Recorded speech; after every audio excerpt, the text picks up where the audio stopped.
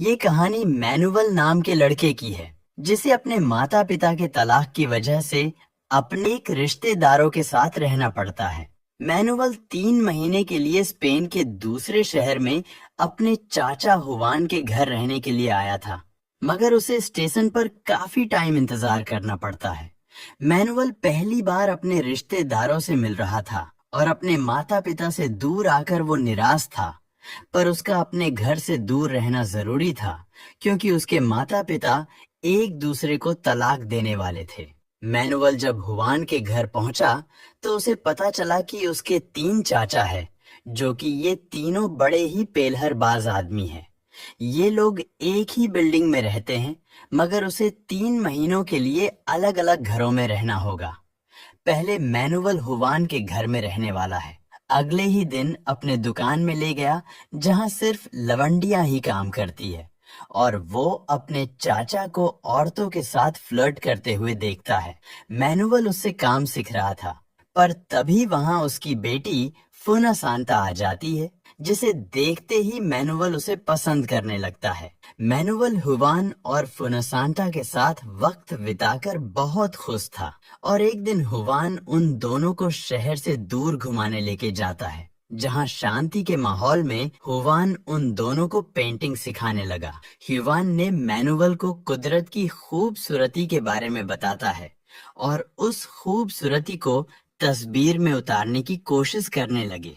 कुछ देर बाद वहां एक आदमी आया, जिसे देखकर मैनुअल और फुनासांटा डरने लगते हैं। वो अजीब सा आदमी अपने आप को भगवान कहता है, और हुवान के कहने पर मैनुअल ने उसे खाने के लिए उसे एक सेब देता है। फिर भी उसकी अजीब सी बातें खत्म नहीं हुई, और वो फिर से कहने लगा कि मैं गायब होकर दिखा सकता हूँ।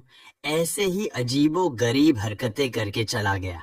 और फिर हमें अगले सीन में दिखाया जाता है, फोना सांता अपनी माँ से डांस सीख रही थी, और वही मैनुअल को हुवान कला के बारे में समझा रहा था। हुवन की वजह से मैनुअल कलाकारी के बारे में और कला की खूबसूरती के बारे में समझना शुरू कर दिया था, पर इस बीच उसका ध्यान फूना सांता के पूसी पर ज्यादा ध्यान था। मैनुअल धीरे धीरे फन सांता को और ज्यादा पसंद करने लगता है, और ये बात फना सांता भी समझने लगी थी, क्योंकि वो भी मैनुअल को भी पसंद करने लगी थी। इसीलिए वो दोनों हर समय एक दूसरे के साथ रहते थे। इसी बीच फना सांता को लगता है कि मैनुअल खुश नहीं है। उसे बेहतर महसूस कराने के लिए अपना लॉलीपॉप चाटने के लिए दे देती है, और कहती है, मैं तुमसे कभी भी अलग नहीं रह सकती हूँ। उस दिन मैनुअल को एक राज की बात बताती है, जिसे वह जानकर हैरान हो गया। फूना सांता ने बताया कि उनके चाचा फार्लैंडो असल में गे है। ये बात कोई नहीं जानता। हुवान के घर रहने के बाद अगले महीने मैनुअल फार्लैंडो के साथ रहने लगा और उनकी बेकरी का काम समझने लगा। ह्यूवन की तरह फार्लैंडो एक कलाकार है और जाइलो बजाया करता है। जाइलोफोन बजाते देख मैनुअल को म्यूजिक का जादू सवार हो जाता है। फार्लैंडो ने बताया कि जीनियस बनने के लिए कुछ सालों तक मेहनत करनी पड़ती है। अगर एक दिन भी मेहनत में कोई कमी रह जाएगी तो म्यूजिक हमारा साथ छोड़ देती है। फार्लैंडो का अफेयर उसके असिस्टेंट पेलू के साथ चल रहा था, और ये बात मैनुअल जानता था। फार्लैंडो की पत्नी बीएड्रेस इस बात से नाराज थी। उसका पति काम पे ध्यान नहीं देता है, पर फार्लैंडो का कहना था कि ये काम उसे खुशी नहीं देता, सिर्फ पेलो से खुशी मिलती है। एक दिन उसका असिस्टेंट पेलू ने बताया कि मेरी शादी होने वाली है, इसलिए फार्लैंडो को छोड़ना होगा। उन दोनों के बीच हो रही सारी बातें मैनुअल और फुनसांता सुन रहे थे। पेलू के जाने से लैंडू का दिल टूट जाता है और अपनी जान देने की कोशिश की, पर वो ऐसा कर नहीं पाया।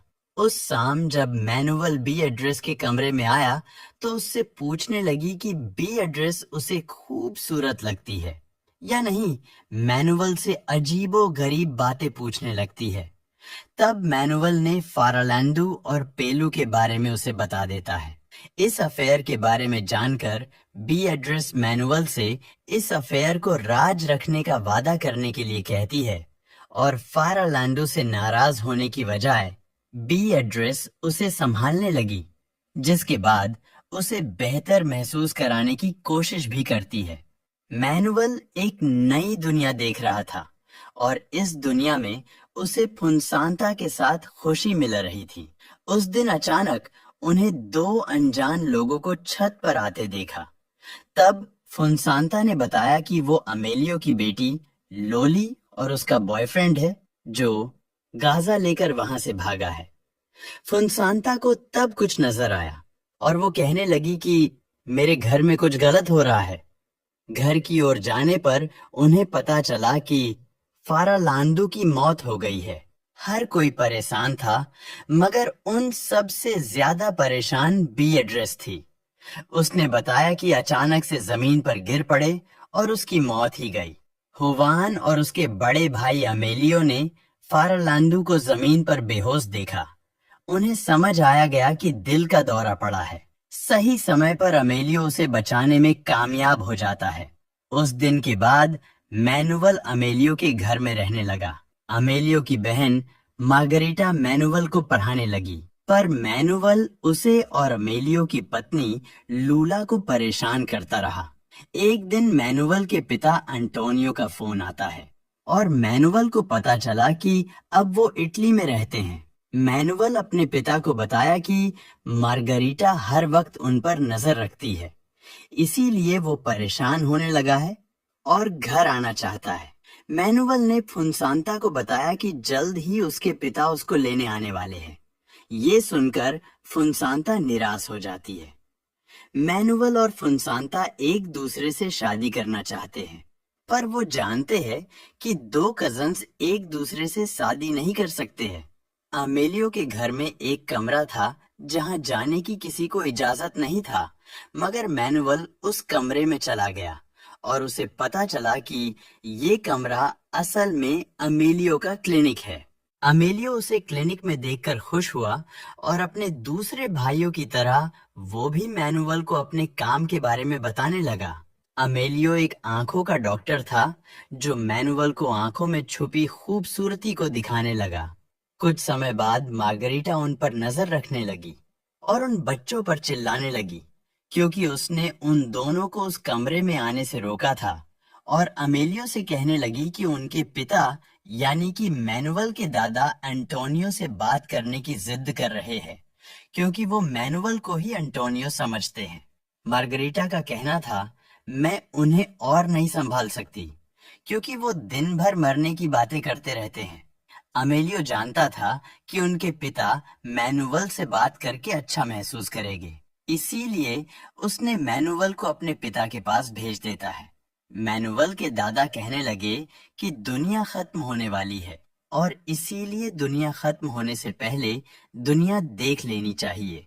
फुनसांता के अलावा किसी को भी मैनुअल के दादा की बातें समझ नहीं आती थी, और फिर ये कहने लगे, घर में कई सारे राज्य है और वो सारे राज परिवार को शर्मिंदा करती है, और वो अपन खुद का राज बताने वाले थे, पर इन्होंने बताते हुए अपनी बात बताना भूल जाते हैं। जब उन्हें अपनी बात याद आती है तो उन्होंने बताया कि मैं वर्ल्ड वॉर का हिस्सा रह चुका हूँ। उस दौरान एक आदमी को बहुत बुरी तरह मारा था और उसे मारकर इसी घर के भीतर गाड़ दिया था। वो ये राज बताने के बाद ये कहने लगे कि उन्हें एक ऐसी जगह जाना है जहां वो सुकून की सांसें ले पाए। यही कहकर वो सो गए। कुछ देर बाद मैनुअल लॉडी आज समय बिताने लगा और वो ये सोचने लगा कि लोली खूबसूरत दिखने के लिए अपने चेहरे को पेंट क्यों कर रही है। जब मैनुअल उसे उसके बॉयफ्रेंड और गाजा के बारे में पूछा तो नाराज हो गई। अपने बॉयफ्रेंड और गाजा की बात राज रखने के लिए समझाकर वहां से चली जाती, मगर वो ये नहीं जानती थी कि उसका परिवार पहले से जानता है कि उसका बॉयफ्रेंड चूतिया है। इस बीच मैनुअल मार्गरीटा को अजीब सी बातें करते हुए देखने लगता है और मार्गरीटा से पूछता है। वो सबको बताने लगी कि वो भगवान से बातें करती है। अमेलियो उसकी बातें सुनता है तो वो नाराज होने लगता है और उसके पागलपन को छुपाने की कोशिश करता है। मगर मैनुअल उसकी बातें सुनकर मजे ले रहा था। उस दिन अमेलियो ने लोली से कहा, तुमको अपने बॉयफ्रेंड से दूर रहना होगा। पर जब उसने अमेलियो से बहस करना शुरू किया तो अमेलियो अपना आपा खो बैठा। अमेलियो को इस तरह देखकर मैनुअल बुरी तरह डर गया। पर लोली ने समझाया कि उसके पिता कभी कभार चुतियों वाली हरकत कर बैठते हैं। मैनुअल इस अजीब से परिवार के पागलपन का हिस्सा बनने लगा था, मगर ये पागलपन उन लोगों के लिए आम बात थी। वो सब ऐसे बर्ताव करने लगे थे जैसे वहां कुछ हुआ ही नहीं है। और अचानक अमेलियो के पिता उन्हें अकेलेपन के बारे में कविता सुनाने लगे। वो कविता उन्होंने मैनुअल के पिता अंटोनियो के लिए लिखी थी। और कविता अमेलियो को अपने सामने देखकर उन्होंने बताया कि वो यहाँ उसके आने का इंतजार कर रहे थे। अल्जाइमर रोग की वजह से वो सब कुछ भूलने लगे और वो अपने घर का रास्ता भटक गए, इसलिए उस पार्क में आकर बैठ गए। फुनसांता ने कहा, वो जानती थी कि उसके दादा पेड़ पक्षियों से प्यार करते हैं, इसीलिए वो समझ गई थी कि वो इसी जगह उन्हें मिल जाएंगे। उस वक्त मैनुअल के दादा ने कहा, वो समुंदर देखना चाहते हैं क्योंकि वो सुकून की सांस वही ले पाएंगे और मौत की बातें फिर से करने लगे। मगर अमेलियो ने कहा, जब तक मैं जिंदा हूँ मैं अपने पिता को मारने नहीं दूंगा। अमेलियो ने वादा किया उन्हें समुंदर के पास ले जाएगा और ये सुनकर वो बहुत खुश हुए।